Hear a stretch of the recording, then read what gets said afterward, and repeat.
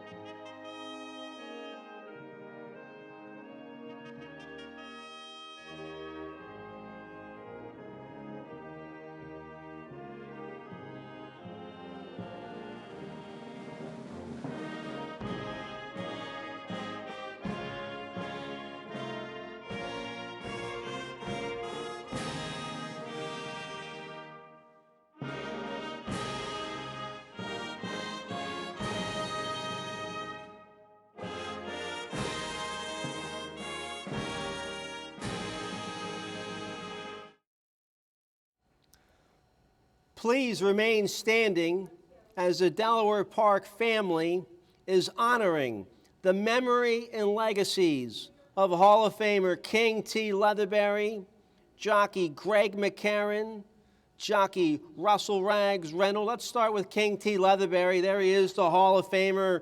He died a couple months ago. He retired in 2023 as the third leading trainer in history behind Dale Baird and Jack Vanberg.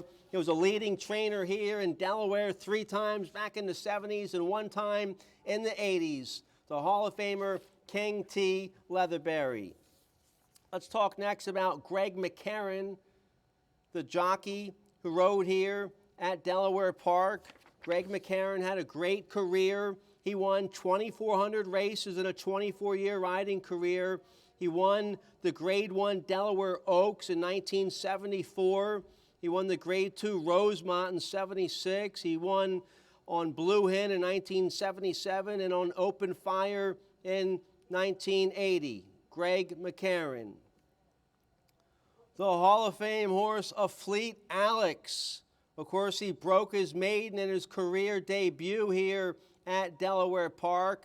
He won a nice Delaware Park allowance after that as a 2-year-old. He would go on to win the 2005 and 2005 Preakness and Belmont Stakes. He was a head away from winning the Kentucky Derby. Fleet Alex, the champion 3-year-old of 2005. Let's also please remember Blue Prize, who passed away this year. Blue Prize was 3rd in the 2019 Delaware Handicap. She won the 2019 Breeders' Cup Distaff, trained by Ignacio Correas. Let's all remember Blue Prize. So we're remembering Blue Prize of Fleet Alex, Greg McCarron, Russell Rags Reynolds, and King T. Leatherberry. Let's have a moment of silence for those people, please.